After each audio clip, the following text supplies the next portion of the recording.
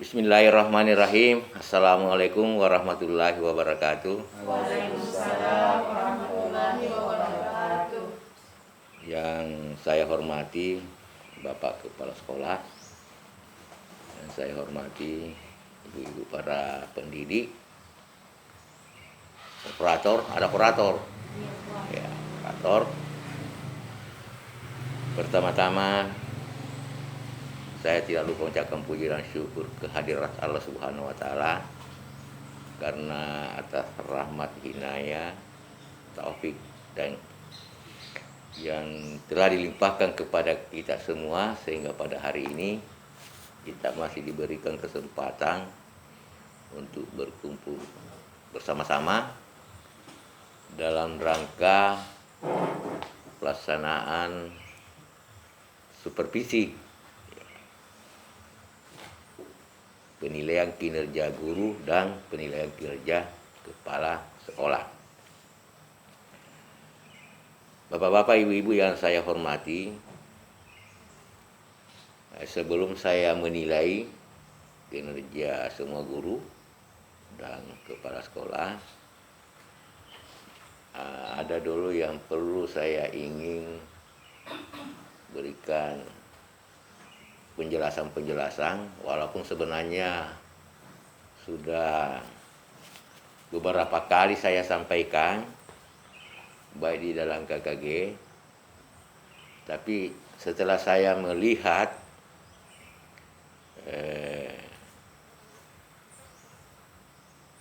hasil pekerjaan guru yang saya supervisi, ternyata masih ada kekeliruan di dalamnya, yaitu yang terkait dengan penilaian. Jadi ini yang saya mau dulu berikan penjelasan, setelah itu baru saya melakukan penilaian.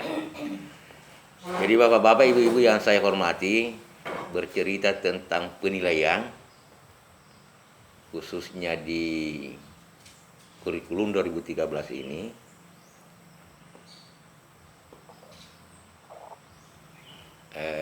ada yang perlu kita harus pahami. Yang mana yang perlu kita pahami bahwa di kurikulum 2013 beda kurikulum sebelumnya. Jadi maksudnya beda kurikulum sebelumnya itu, kalau di kurikulum 2013 itu semua muatan pembelajaran, ada aspek pengetahuan, ada aspek keterampilan, dan ada sikap. Yaitu kurikulum 2013. Dan apa yang telah disepakati oleh para ahli, ini pada waktu saya dulu kuliah D1, ada salah seorang dosen saya, namanya Profesor Dr. Tirta Raharja. Dia waktu itu mengajarkan mata kuliah desain pembelajaran atau desain instruksional. Dia mengatakan bahwa apabila seorang guru mengajarkan suatu mata pelajaran, tidak diikutsertakan 3 domain itu, yang mana domainnya itu adalah sikap, pengetahuan, dan keterampilan, maka dianggap pembelajarannya pincang. Ya. Yang dikatakan pincang itu kan tidak bagus jalannya. Ya. Nah sekarang dia tambahkan penjelasannya. Bagaimana seorang guru mengajarkan mengikuti aspek sikapnya kalau dia mengajar mata pelajaran matematika. Ya. Kemudian dia lanjut lagi jawab. Dia juga mengatakan bahwa kita ketahui bahwa mata pelajaran matematika itu momot bagi anak. Toh? Momot bagi anak. Jadi bagaimana seorang guru mengajarkan mata pelajaran matematika itu supaya siswa itu senang mengikuti. Nah, kalau siswa sedang senang mengikuti berarti sudah mengikut sertakan sikapnya. Kemudian perlu diketahui bahwa sikap itu tidak diajarkan. Tidak diajarkan seperti pengetahuan dan keterampilan. Tapi sikap itu nanti terlihat ketika melakukan suatu kegiatan. Jadi ingat itu. Jadi kalau di RPP berkarakter dulu itu kayaknya tidak begitu gitu. Kenapa saya katakan? Karena dia mengangkat tujuan pembelajaran sikap, ya kan? Kan begitu. Jadi bapak-bapak, ibu-ibu yang saya hormati, yang perlu kita ketahui sekarang berdasarkan pedoman penilaian. Jadi memang kita harus itu merujuk namanya dulu pedoman. Jadi pedoman penilaian ke-13 nomor 23 kalau saya tidak salah tahun 2016. Di situ dikatakan bahwa ada 4 teknik penilaian pada aspek sikap, yaitu observasi, jurnal, penilaian diri sendiri, dan penilaian antar teman. Itulah 4 teknik penilaian yang digunakan baik K1 spiritual maupun K2. Nah, semuanya itu. Di situ juga dikatakan bahwa yang menjadi penilaian utama adalah observasi dan rekap jurnal atau jurnal. Ya, ketika kita melihat contoh-contoh itu, ya memang. Tapi di masa pandemik ini, kan tidak ada, di masa pandemik COVID-19, kan tidak ada tatap muka. Jadi kalau tidak ada tatap muka, jelas susah untuk melakukan observasinya. Susah toh? Dia boleh, caranya. Bagaimana caranya itu? Maka satu-satunya teknik penilaian yang kita harus lakukan adalah penilaian diri sendiri. Artinya anak membuat satu pernyataan berdasarkan pernyataan-pernyataan yang diberikan itu. Dia setuju atau tidak setuju, artinya banyak-banyak opsinya itu. Jadi ada itu, namanya jurnal itu sebenarnya saya lihat itu adalah rekap. Jadi observasi, ada rekapnya, rekap jurnalnya itu berdasarkan observasi. Memang lain anunya, tapi kalau penilaian diri, ya tentu kita membentuk juga rekapnya, kan begitu. Dan perlu ini diketahui, bapak-bapak, ibu-ibu, bahwa di dalam penilaian sikap itu, di K1 itu kan ada empat istilahnya. Kalau K3, K4 adalah kompetensi. Ada 4 istilahnya itu. Ada 4 komponen di K1. Saya lupa namanya itu istilahnya. Kalau di K3, K4 ada 4 KD, toh kompetensi dasar, tapi itu bukan kompetensi dasar. Jadi kalau di K1 itu yang pertama itu ada apa itu? Ya, yang satu sikap. Komponennya itu apa?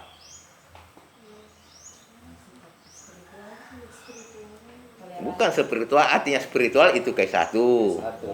Aspek-aspeknya. Misalnya yang pertama berdoa sebelum dan sesudah melakukan kegiatan, itu yang nomor 3. Nomor 2,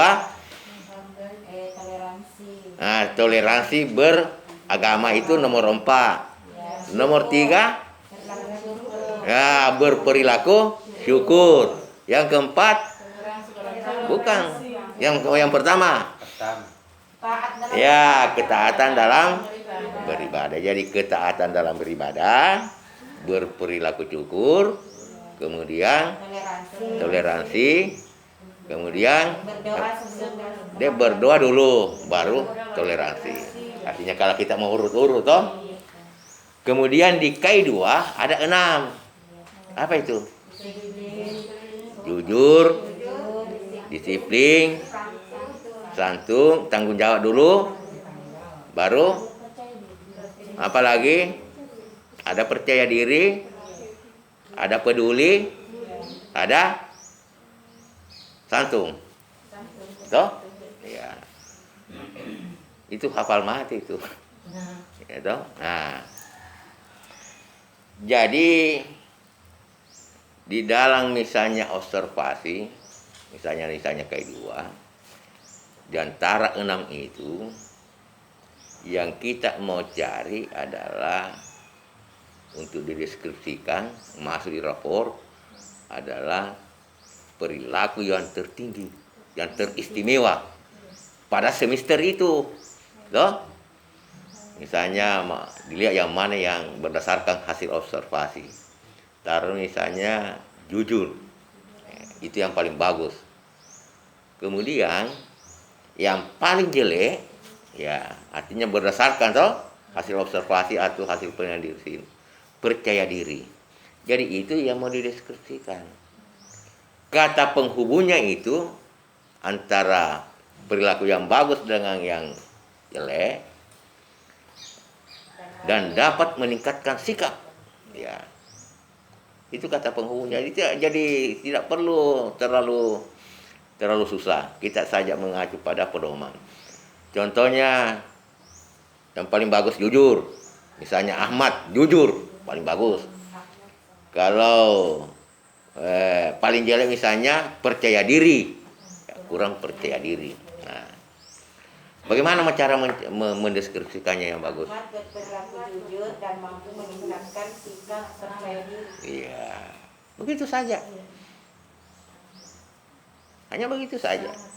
Jadi Ananda Ahmad, ya Ananda misalnya Ahmad, maka situ bagus sih kedengaran itu. Kalau misalnya, enak sekali saya dengar kalau ikut Anandanya. Ananda Ahmad, ya. Apalagi kalau sangat jujur, kalau dia nggak tahu, sangat jujur dan mampu atau dan dapat meningkatkan sikap percaya diri. Kalau kita berpikir apa ini dan dapat meningkatkan sikap, sebenarnya anak itu sudah memiliki percaya diri, ya, tapi masih rendah. Jadi bagaimana cara supaya ditingkatkan itu, ya. Jadi mampu meningkatkan sikap percaya diri. Hanya begitu. Jadi orang tua itu membaca, oh kelebihan. Jadi orang tua itu harus tahu. Berarti kelebihan anak saya adalah jujur, ya. Tapi kelemahannya adalah percaya diri, begitu. Jadi orang tua itu membaca itu, wah berarti kalau kamu di sekolah itu percaya dirimu kurang. Ini berdasarkan catatan guru ini, kan begitu. Nah, sama juga misalnya kalau di KI1, toh, taruh misalnya ditemukan anak itu tertinggi. Berdoa sebelum dan sesudah melakukan kegiatan berdasarkan hasil observasi, ya, toh. Kemudian paling rendah adalah berperilaku syukur. Bagaimana cara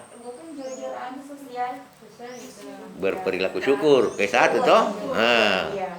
Ananda Ahmad, ya, berdoa sebelum dan sesudah melakukan kegiatan, ya, dan dapat meningkatkan perilaku sikap. Harus diambil sikapnya.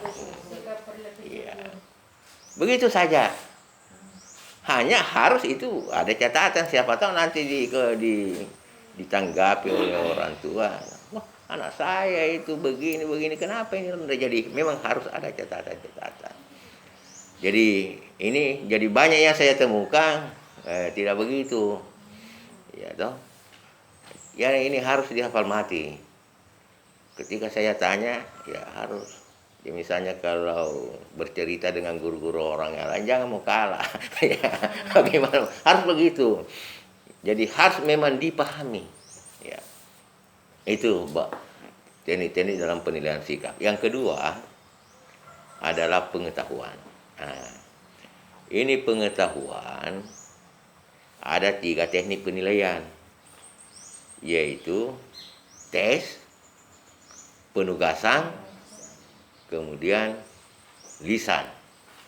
Jadi tes, penugasan, lisan. Jadi ada 3 teknik penilaian pada aspek pengetahuan: tes, penugasan, lisan. Kalau tes, ya semua guru sudah melakukan. Jadi maksudnya setiap selesai mengajarkan satu tema, melakukan penilaian harian dan membuat tes tertulis. Kan begitu toh? Ya.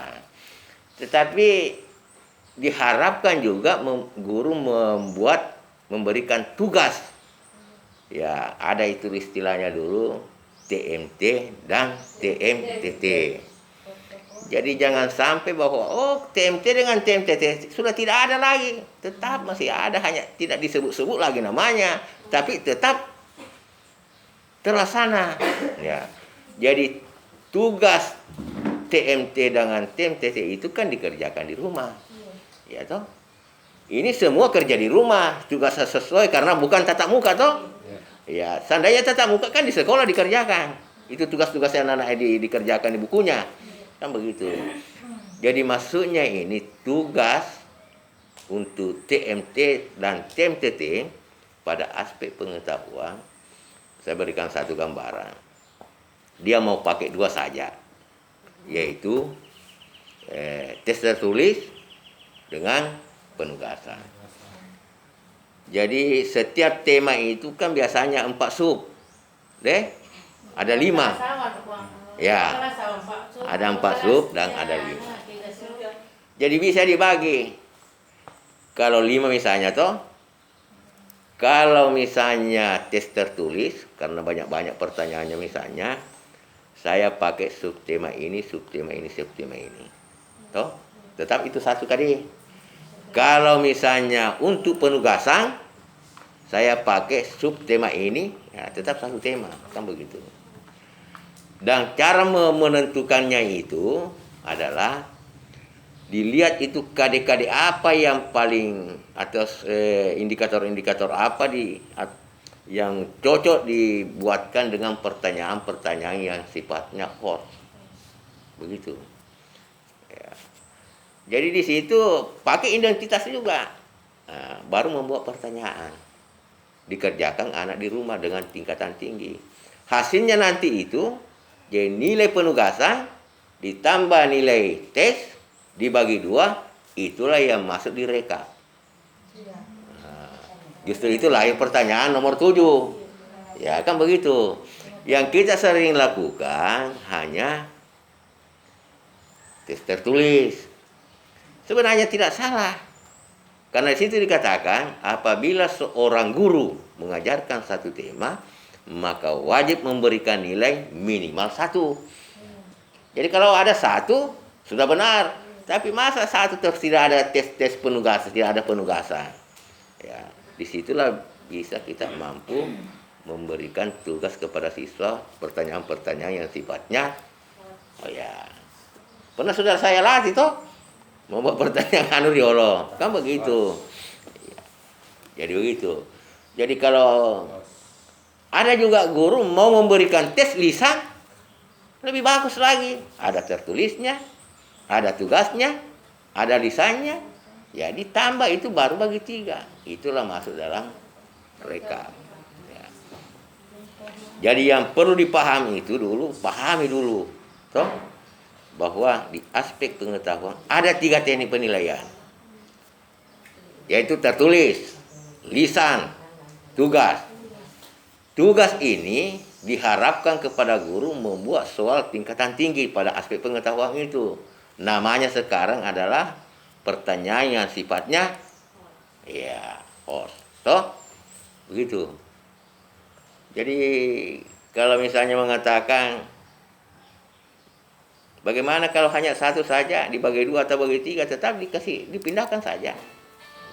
Tapi kalau kita mau bercerita guru yang hebat, yang profesional, yang mana guru yang profesional lebih banyak teknik penilaiannya, hanya 1 saja dibandingkan 2 lebih bagus yang 2 itu. Ya, kan begitu. Itu yang jadi istilah TMT dengan TMTT di situ. Betul? Ya.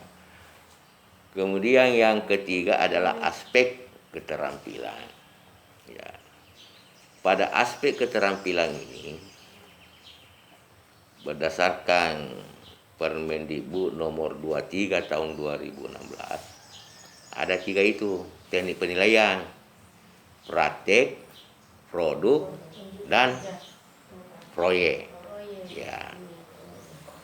Di kurikulum KBK dulu dengan kurikulum 2006 banyak sekali nama teknik penilaian yang sudah hilang di sini namanya, tapi pelaksanaannya tetap ada. Yang mana misalnya yang tidak ada disinggung-singgung sekarang. Tadi kan produk, proyek, praktek. Di kurikulum 2006 di KBK itu kan ada namanya unjuk kerja. toh kan tidak ada namanya sekarang, tapi pelaksanaannya ada. Ya. Kemudian di kurikulum 2006 dulu pertama-tama itu ada namanya teknik penilaian adalah simulasi dan petik kerja. Simulasi, petik kerja. Sesungguhnya dulu itu artinya ada namanya, tapi sekarang sudah tidak ada namanya. Tapi kalau kita pikir tetap itu terlaksana. Dulu ada namanya paper and pen. Ya, toh? Ya. Sekarang kan tidak ada nama paper pen, tapi tetap itu ada di dalamnya. Dulu ada namanya teknik penilaian kinerja. Sudah tidak ada sekarang toh. Ya. Dulu ada namanya portofolio. Nah, di Permen 23 juga portofolio. Tapi tetap ada penilaian portofolio. Nah, sekarang unjuk kerja bahasa Indonesianya toh perform bahasa kerennya. Saya tidak tahu bahasa Inggris atau apa itu. Yang penting bahasa kerennya atau toh. Ya. Jadi ada istilah dulu itu teknik penilaian paling baru saya dengar itu adalah simulasi, petik kerja, identifikasi. Ada 3 itu. Jadi simulasi, petik kerja, dan identifikasi. Saya lihat itu setelah saya baca-baca teorinya, yang dikatakan simulasi itu yang dilakukan oleh guru itu di dalam proses pembelajaran. Misalnya ketika kita mengajarkan puisi. Kalau puisi diajarkan itu kan tidak sekaligus itu. Sepotong-potong. Ya, bagaimana ekspresinya, bagaimana suaranya, bagaimana penampilan, kan begitu kalau diajar. Itu namanya simulasi. Ya. Itu namanya simulasi. Ketika kita mau misalnya mau menilai bagaimana cara berpuisi yang benar, tentu membacakan puisi. Itu namanya petik kerja. Jadi tidak langsung petik kerja, langsung simulasi dulu. Itu di mana simulasi dilakukan pada waktu proses pembelajaran. Nah, sama sekarang. Di kurikulum 2013 itu kan ada juga membaca puisi, ada juga berpidato. Kan begitu toh? Tidak mungkin dalam proses pembelajaran itu langsung anak-anak disuruh berpidato. Tidak mungkin, berarti tidak jalan pembelajaran kan? Ya, palingan sesuai dengan tujuan pembelajarannya diajarkan bagaimana cara berpidato. Tapi bukan berpidato, palingan dipraktikkan di situ. Kan begitu. Jadi bagaimana cara untuk menilainya? Ya, pasti diambilkan waktu. Maksudnya waktu itu kalau memberikan penilaian harian, toh? Ya, setelah penilaian harian kasih juga kayak 4-nya itu membaca puisi kalau ada itu dipraktikkan di situ. Sebab tidak mungkin dilakukan pada waktu proses pembelajaran. Jadi simulasi dalam proses pembelajaran, toh, petik kerja ini pada waktu sebenarnya dinilai juga di situ. Tidak pernah melihat namanya Dandumania. Dandumania toh? Itu di Dandumania ada simulasi ada petik kerja. Jadi kata saya namanya kriwil. Ya toh? Kan kan begitu. Kalau ini orang mampu, ini kan simulasi namanya itu. Mampu mengikuti ini berarti berbakat penyanyi ini. Ya. Kalau mampu menggelodang telinga bagus kedengarannya masuk di sini, berarti kamu ikut lomba untuk menyanyi. Ketika menyanyi petik kerja, ketika nana simulasi. Sama juga itu kalau mau dulu biasa itu udah latihan mencoblos, biasa toh. Maka itu simulasi kan? Bukan sebenarnya. Ya, sebenarnya pada hari hanya. Kan begitu logikanya. Nah, disosialisasikan, toh. Jadi kalau kita mengatakan simulasi petik kerja, memang namanya sudah hilang, tapi pelaksanaannya apa itu pelaksanaan unjuk kerja? Iya, ya atau praktek, kan begitu. Jadi praktek, toh. Praktek itu unjuk kerja itu semuanya. Tapi kalau praktek itu umum, justru itu dia menggunakan kata praktek. Karena ada namanya praktek kit IPA. Bukan unjuk kerja, tapi tetap praktek. Ya. Kalau misalnya membaca puisi, berolahraga, itu praktek juga, tapi unjuk kerja. Maksudnya olah tubuh. Yang mau dilihat adalah olah tubuh. Ada juga praktek yang mau dinilai bukan olah tubuhnya tuh, seperti praktek kit IPA. Praktek juga namanya. Jadi itu harus ada pemahaman. Kemudian itu praktek toh. Identifikasi tadi. Sebenarnya identifikasi ini saya lihat itu yang dikatakan teknik identifikasi itu dengan menggunakan panca indera. Ya. Jadi maksudnya di situ, taruhlah misalnya kalau orang pakai masker, toh, tapi orang dikenal, taruh misalnya muri kan, muri tadi reke toh, kena tutup mana gitu kalau pakai masker apa dia siapa itu, ya kan, ya itu kacanya bawang, hanya toh, itu sebenarnya identifikasi melalui pandangan, ya, kan begitu. Setelah itu dibuka-buka si CD, kan begitu. Itu namanya tes identifikasi. Apakah tes identifikasi ini tes baru? Itu sebenarnya sudah lama. Seperti dulu merasakan toh, rasa pahit, rasa ini kan tes identifikasi sebenarnya itu. Kasih garam, rasa apa? Kasih gula dia, kan itu tes identifikasi. Begitu. Jadi sebenarnya inilah yang perlu dipahami. Karena sebenarnya itu para pakar di pusat itu selalu ganti-ganti nama, tetapi itu tonji rasanya nue. Ya. Jadi ketika ganti-ganti nama, si bingung si teh. Jangan bingung. Ya tidak pernah saya bingung. Kenapa? Karena saya ikuti. Ya. Ketika ada istilah apa sebenarnya sasarannya? Oh berarti dulu ini. Nah, produk. Jadi praktek itu dapat dinilai melalui observasi. Jadi praktek itu dapat dinilai melalui observasi. Yang dikatakan observasi dapat dilihat, dapat diamati. Ya. Jadi itu kata kuncinya itu. Jadi praktek itu dapat dilihat langsung, bukan karebana, bukan ini toh. Ya. Kalau produk itu sesungguhnya adalah hasil. Ya. Jadi justru itu ada yang dikatakan penilaian proses dan penilaian hasil. Proses itu sesungguhnya adalah praktek. Hasil itu sesungguhnya adalah produk. Ya, begitu.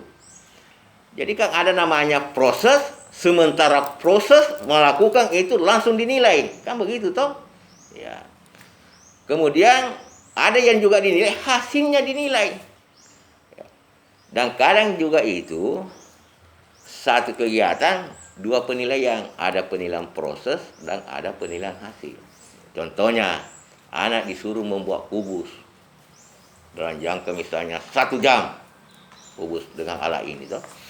Jadi dinilai itu prosesnya, cara membuatnya toh, itu penilaian proses. Setelah selesai dinilai lagi hasilnya. Nah, begitu.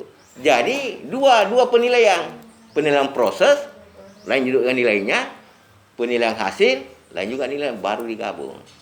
Itu terjadi namanya penilaian proses dan penilaian hasil. Satu kegiatan. Tapi kalau kamu tugaskan di rumah, buat kubus dibawa di sekolah, jangan pakai penilaian proses, hasil saja yang kita nilai. Kenapa? Karena di rumah dikerjakan, tidak mungkin mau datang di rumahnya, mau lihat cara kerjanya toh. Ya. Hanya begitu saja. Jadi produk itu namanya produk hasil. Jadi bagaimana misalnya kalau mau menulis karangan di rumah toh, tugas menulis karangan, menulis puisi, baru dibawa ke sekolah diperiksa. Produk atau hasil? Hasil. Kalau hasil berarti betul produk yang atau hasil toh? Maksud saya produk atau praktek? Nah, produk toh, jadi kasih masuk dinilai produk. Begitu. Jadi menulis karangan, jadi dulu istilahnya itu istilah produk hasil karya Pak. Dulu itu menurut nanti dikatakan produk kalau hasil karya. Ya, hasil karya yang dilihat. Misalnya mabuk bunga, mabuk ini kan begitu. Yang sekarang menulis karangan termasuk juga produk. Hasil juga. Ya. Begitu. Ada juga nilai proyek. Ya, proyek itu sebenarnya itu ada unsur penyelidikan di dalamnya. Jadi kita mencari kade-kade, oh kade ini cocok dijadikan penilaian proyek. Yang paling gampang itu misalnya mencangkok, toh ada persiapannya, ada pelaksananya, dan ada kesimpulannya. Kemudian misalnya menanam tanaman dengan pupuk yang berbeda, toh baru diteliti sampai misalnya 1 bulan bagaimana perkembangannya, kan itu penyelidikan. Jadi pasti ada persiapan, ada pelaksanaan, ada kesimpulan. Bagaimana IPS? Wah, karena nama-nama ini kita berpikir sesuai dengan KD itu. Jadi justru itu di pertanyaan ini di nomor 7 seding penugasan pada aspek pengetahuan, toh. Nah, tugas-tugas bukan itu. Ya, yang saya masuk adalah itu tugas yang ada yang TNT dengan TMTT. Kemudian nilainya nanti itu digabung dengan tes tertulis dibagi 2. Nah, itu yang saya harapkan kepada bapak-bapak, ibu-ibu. Kenapa saya harapkan itu? Karena kapan tidak melakukan itu, maka tidak pernah membuat pertanyaan-pertanyaan nanti yang sifatnya itu. Begitu. Apalagi kurang tadi toh. Nah, jadi nanti buat juga pertanyaan yang sifatnya penugasan. Bagaimana caranya? Sama juga punya identitas. Toh? Baru melahirkan satu pertanyaan. Kan begitu. Seperti contoh-contohnya dulu yang pernah dibuat. Yang tingkatan-tingkatan tinggi toh. Kan begitu. Jadi itulah yang perlu saya jelaskan. Kira-kira sudah ada nilai tambah. Nah, pasti ada nilai tambah toh. Yang penting ini begini. Seorang itu guru yang bagus bukan hanya sekedar mendengar saja, tapi mencari juga. Jadi apa yang saya katakan itu cari-cari juga. Ya, untuk menambah. Sebab kapan hanya sekedar mendengar ya itu biasa orang mengatakan filosofinya itu aku dengar aku lupa. Nah, siapa tahu nanti saya pulang kamu lupa lagi. Jadi cari-cari juga kan begitu. Yang penting itu kita dulu merujuk pada pedoman. Jadi apa yang saya katakan tadi itu saya merujuk pada pedoman. Begitu. Jadi itulah yang perlu saya sampaikan kepada bapak-bapak, ibu-ibu. Jadi sebentar ini saya nilai semua mulai dari dulu. Kemudian setelah itu ke kelas sekolah, setelah itu mengisi link toh. Ya, sebab kapan tidak diisi link tidak ada itu.